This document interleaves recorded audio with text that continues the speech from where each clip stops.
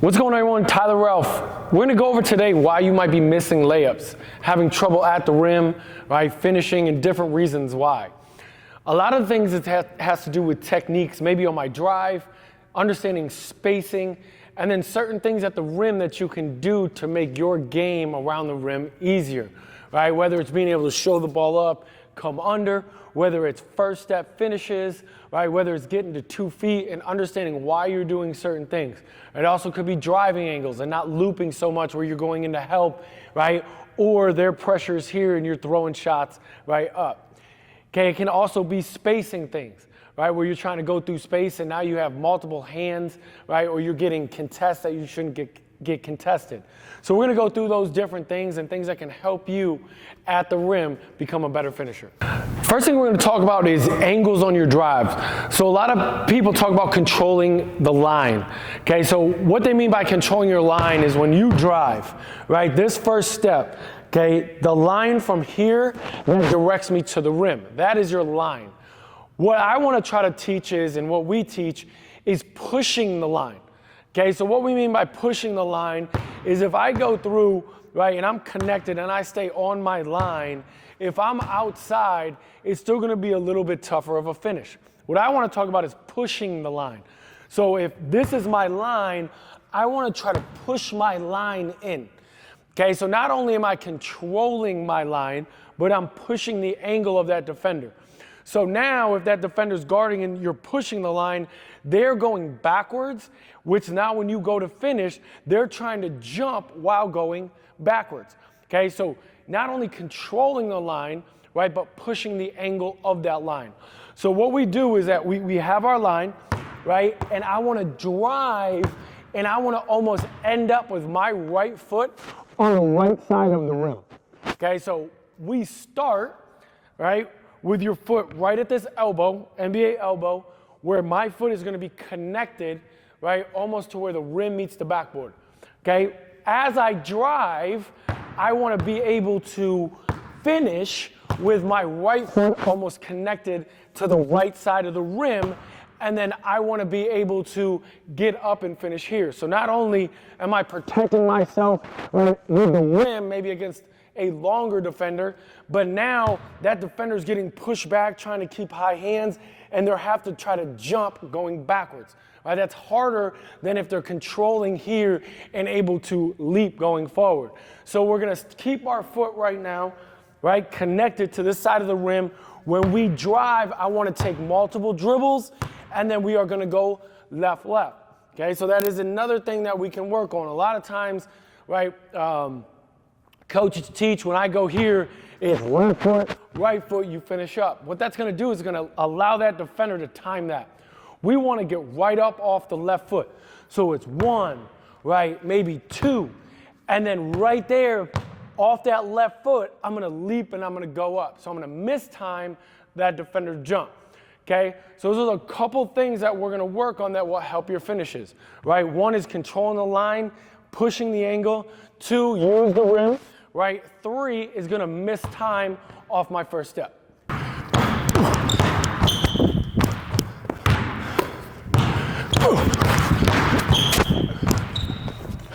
So now we're gonna take a look at if I don't control my line or I don't have the leverage. Okay, so as I drive, right, if my defender is able to hit me first, okay, so think if they're here and they hit me, right, and then they start to control that leverage. So they're able to, again, if you look at it from that way, this is the line. If they're able to push me, it's exactly the opposite of what I want to be able to do, which is keep my leverage, control leverage, and then get to the rim. So I want to push the line this way. Defender wants to push the line the other way. So as I go here, if they start to push the line, 1, a lot of times what you see is defenders get up under you, you get high, and now you're trying to finish and push the ball up over the top. 1 is going to be a tougher finish, right, because of the angles, right? But it's also a tougher finish because, same reason they can't jump, is the whole reason, right, that you're going to now be off balance because the leverage is pushing you that way. So again, right, the difference, I want you guys to think of this as your straight line, right? And then you have two ways you can go off it. So if this is one road, right, I can take a right, and veer them this way, or the left is where they veer me, okay? And the difference is, again, right, is just being able to control it. And if I can get here, right, with my body, I'm finishing at the rim here. Instead of what we see a lot, especially with younger players, is they get here and they're either trying to like throw up a shot, right, where they complain maybe getting fouled or whatever, right? And the only reason it's not a foul is they're not controlling the leverage. The defender has the advantage, right? So if the defender has the advantage, the ref is going to continue to give them that advantage, okay? And then what happens a lot is they stop here without a solution, okay? So you have to have a solution when you stop. What are you going to do with the ball? Never pick the ball up until you have that solution. So those are different angles that can help you, right, get to the rim, it'll increase your percentages at the rim and make you a better finisher. Now we're going to talk about slowing down in the lane, right? Why 2-foot finishes work and why 1-foot finishes work, right? So it's about the situation and it's about having both in your skill set and understanding why you're using each of them. And that sometimes is what players struggle with, right? They'll use a 1-foot, right, one-hand finish when the defender's attached to their hip. So they're here, right, and they're trying to throw this one hand up off the right, and then that's not the way to use that. So what we're going to do right now is we're going to talk about using multiple dribbles and then playing off two and using your body to exactly what we said before, start to push that line. So control the line, push the angle of the line. So all we're going to do right now is I'm going to drive, right? As I drive, I'm going to start to drop this shoulder. I'm going to bump, right? And as I bump, I don't want to extend. It's coming all from the hips. I'm driving up through. Once I bump, that's going to allow me now to create space one, but off the bump, right, I have multiple things I can do based on that defender. I can bump, right, and then land on two to where now, again, I'm more at this angle. So if you took a line with, right, from my foot and up, I'm more on the left side with that foot. So I'm protecting. Defender's body is going this way, which allows them not to be able to jump. And I'm going to land on two. That controls me.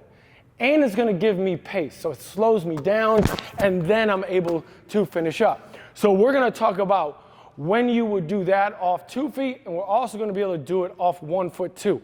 So let's look at the 2 foot again, right? I want to control, I want to bump, I don't want to extend out with that arm. It's going to be an automatic offensive foul. You want to be able to land on two.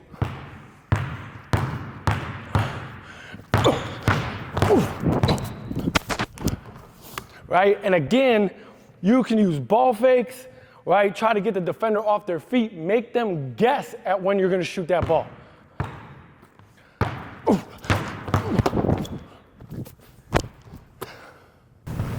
Now we talked about the 2 foot, right? Defenders here, right? Inside my frame, right? I bump, right? And then I land on two. It can be an outside inside, right? It can be a two, and then you're up. Now we're going to talk about engaging that defender going downhill, right? So another way that can help you finishing and understanding why you're doing certain things. So maybe I'm here driving, right? That defender is more on this angle, right? So I'm driving them here, right? They're trying to keep it here, right? I'm going to bump and use my shoulder. So I'm going to bump you, right? And then off the bump, that creates a space. So they're going to keep going.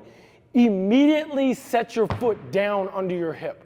Okay, so what you don't want to do in this situation is bump and then take a long step to then engage again with that defender. You want to bump, create space, get the foot down to then be able to push the floater up. So if I'm driving you, I'm going to bump and then I'm going to set. That's going to bounce me out and I'm going to push the ball up, right, with a right foot, right hand floater over the top.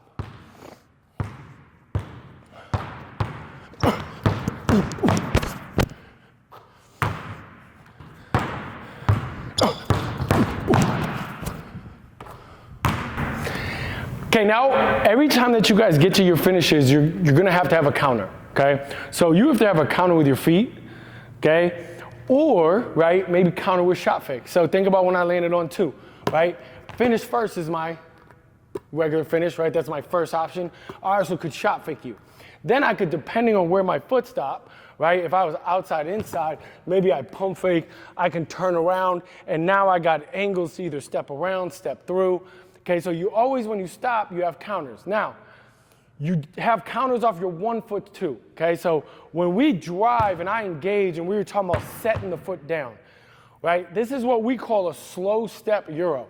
So when I drive and I engage you and you're running, right, I'm just gonna slow my foot down. That's gonna let you run across my frame, allow space to now where I can set the foot across. So it's a slow Euro step off an on-ball defender that's being aggressive with you. So they're being super aggressive and I'm into the scoring area, right? Just set the foot down, allow their aggressiveness to take them, and now you're over the top, okay? So it's a slow step Euro. We are at our first step off the bump. Now we're gonna slow step, get to our left. That's gonna slow the game down just a little bit more for you.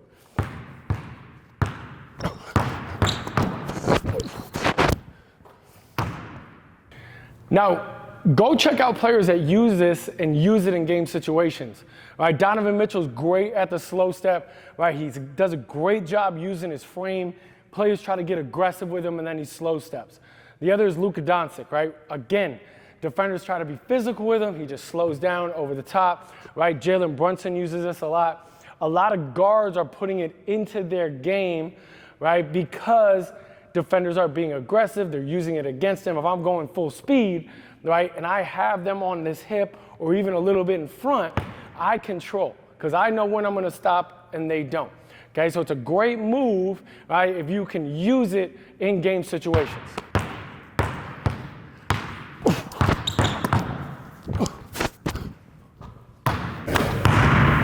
Okay, now I call this the Kyrie drill, right? So, think about the mic and drill, right? I don't have a problem with the mic and drill. A lot of trainers try to bash the mic and drill, right?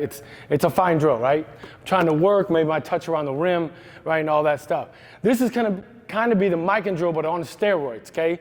So what I wanna do is I'm just gonna pick out different spots on the backboard. So right now, I'm gonna think I have 6 spots, okay? So I have 1, right? I have 2, which is high, 3, which is above. I have, right, the square, right, 5, right, and then I have 6. Now, I want to try to finish on all of those, okay? And I can do it in a multitude of ways, right? Maybe I jump up in the air, right? I'm up, I'm finishing, right? So again, it's the ability for him at times to show the ball, get defenders' hands high, and then be able to bring it down and finish on the other side.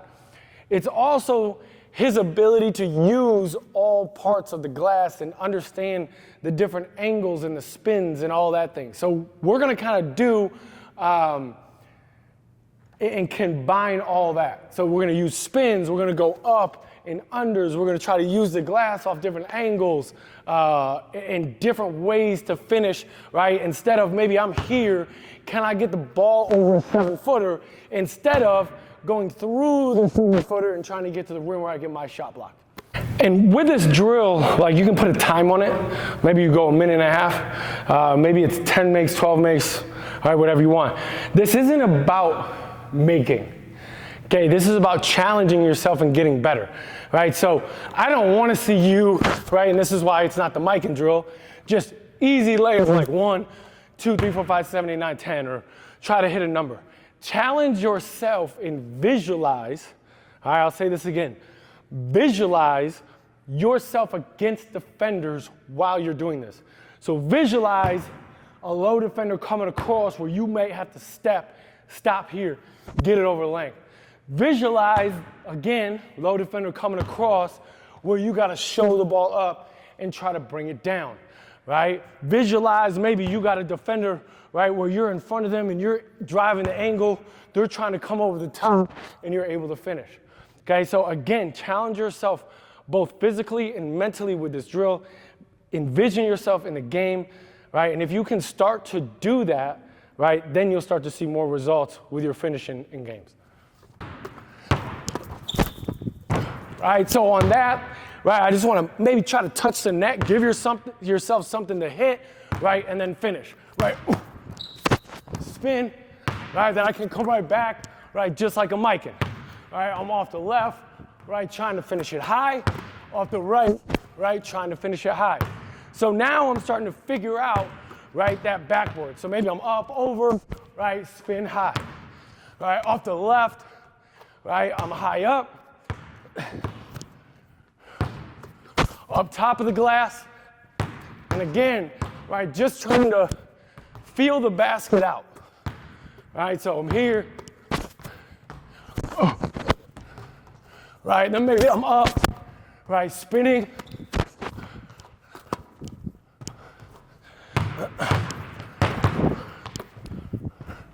And all I'm trying to do is try to work different finishes, and then the 7th spot would be right through the rim. So maybe I'm, just tossing it up, and I'm trying to swish it, right through the rim. Okay, so all those different finishes, work on those different spots. Get it over length, but get a feel for the backboard and the lane.